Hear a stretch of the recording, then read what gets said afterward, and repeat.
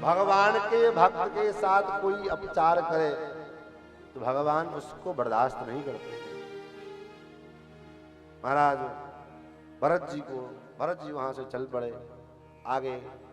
सिंधु सौवीर देश का राजा रहुगण पालकी में बैठ करके सत्संग करने जा रहा था। उसी समय उसकी पालकी का एक कहार बीमार पड़ गया। कोई मिला नहीं, आसपास भरत जी दिखाई पड़ गए। इन्हीं को कहा पालकी में जोत दिया।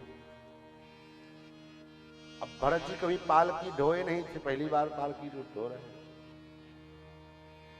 और रास्ते में चलते हैं तो कोई चीटा दिखाई दिया, कोई कुछ दिखाई दे जाता है तो उछल जाते हैं। पालकी में बैठने ढोने वाला उछलता रहेगा, भीतर बैठने वाले की क्या दशा हो। एक बार हुआ, दो बार हुआ, तब तो तीन बार बार चोट लगा रहुगण को। रहुगण ने कहा कौन है, नीचे रख। अरे इतने शरीर से हट्टे कट्टे दिखते हो और राजा की पालकी ढोने में शर्म आती है, तुम मुझे जानते नहीं हो।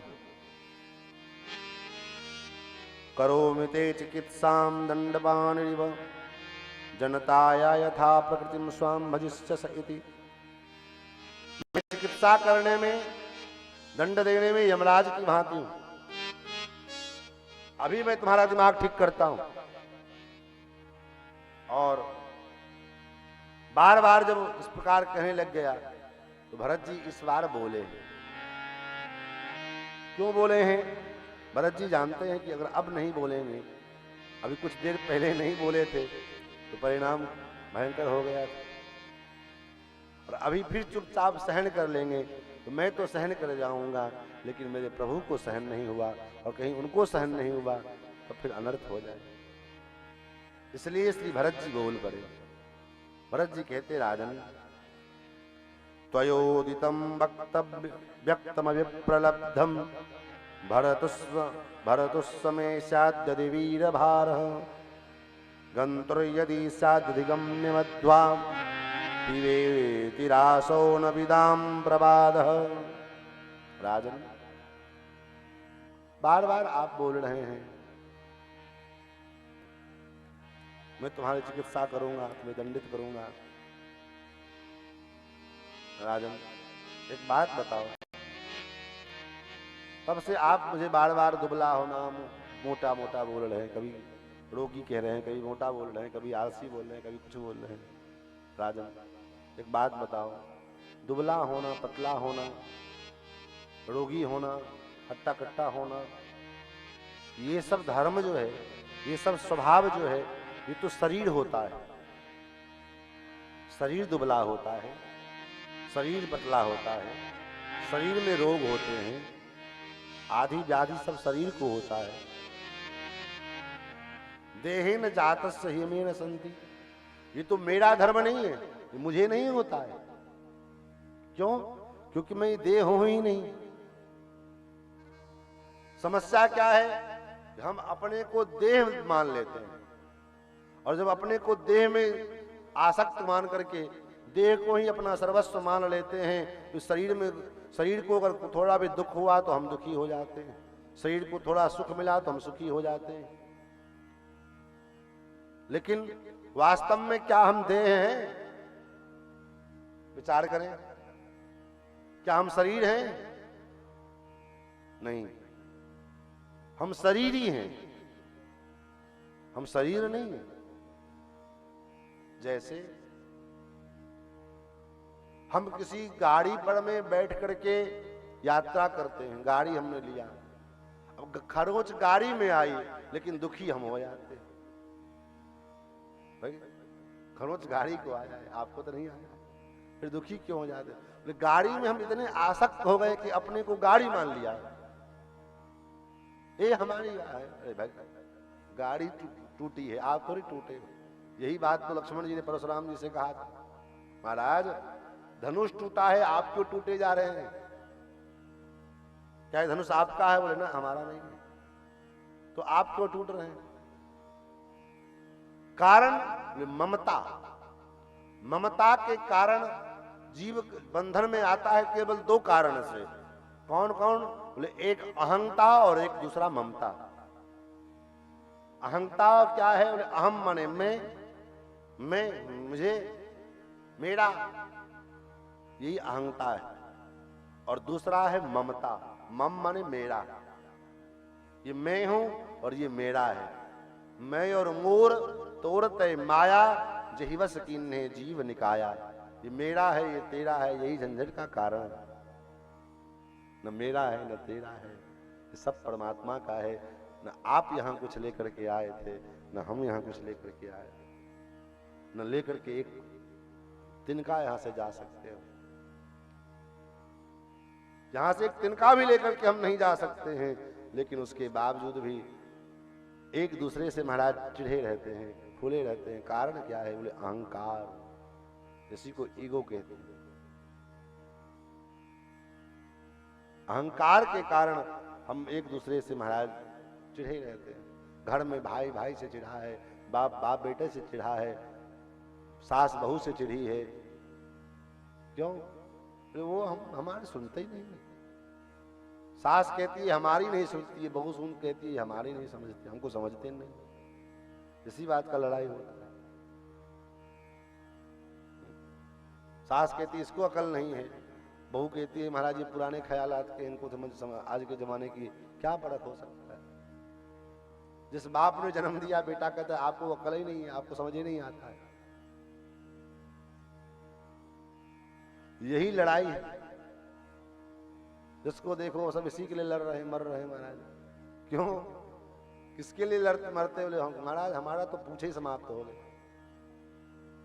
हमारी तो पूछे ही समाप्त हो गई, कोई पूछता ही नहीं है हमको। लोग इसी के लिए मर रहे हैं कि हमारी पूछ न समाप्त हो जाए। और हम दुनिया पूछ के पीछे भागती है, इसलिए हम दुखी होते हैं। लेकिन भक्त के पीछे पूछ भागता है। हनुमान जी के पीछे पूछ लगा है। किसी ने पूछा आपके पीछे पूछ क्यों पड़ा है? बोले क्योंकि हमारे आगे भगवान पड़े। हनुमान जी के हृदय में भगवान है। बसहि राम जास हृदय आगार, बसहि राम सर चाप धर। तो जिसके हृदय में भगवान विराजमान है, पूछ उसके पीछे लगी रहती है। और जो भगवान को निकाल करके अपने आगे पूछ को लगा लेता है, दुनिया उसको पूछती नहीं, उसको पूछे ही काट देती। महाराज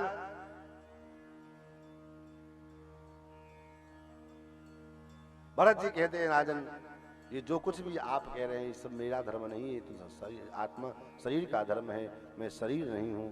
और फिर तो भरत जी ने जो उपदेश किया है, बड़ा सुंदर उपदेश किया है। भरत जी कहते राजन,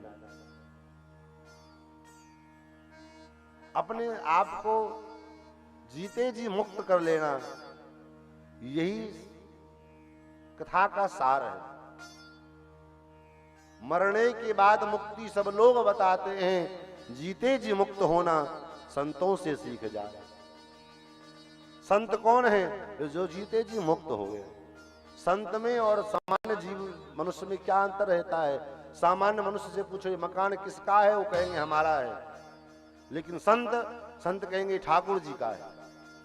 ये मकान, ये आश्रम ठाकुर जी का है, ये खेत खलिहान ठाकुर जी का है, ये गाड़ी बंगला सब किसके हैं? भक्त कहते हैं ठाकुर जी के हैं, मेरा कुछ नहीं है।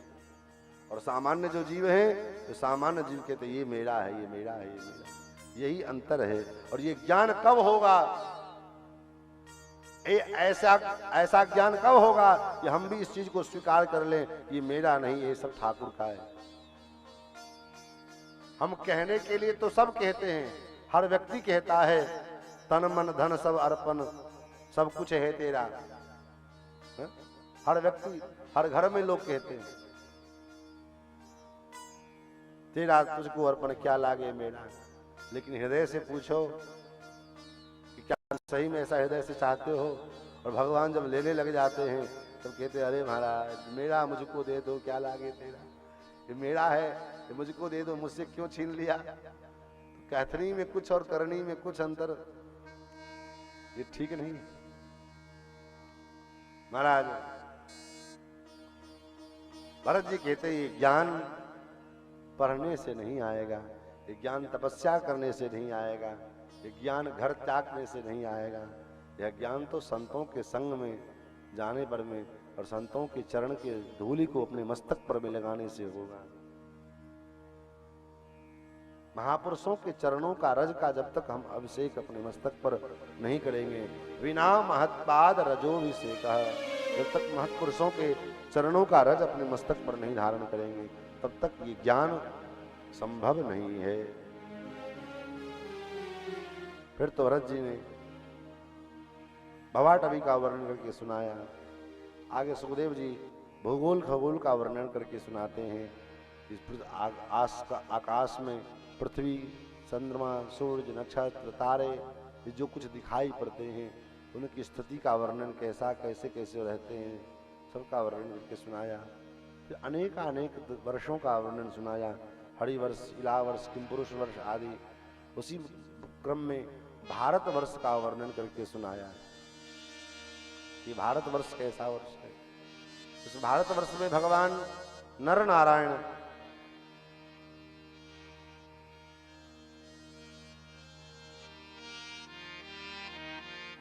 निरंतर हम जी भारतवासियों के ऊपर कृपा करने के लिए भगवान बद्री नारायण में बद्री नारायण भगवान तपस्या करते रहते। हम भारतवासियों के सौभाग्य को देख करके आकाश में स्वर्गलोक में बैठे देवता लोग भी हमारे भाग्य की सराहना करते हैं।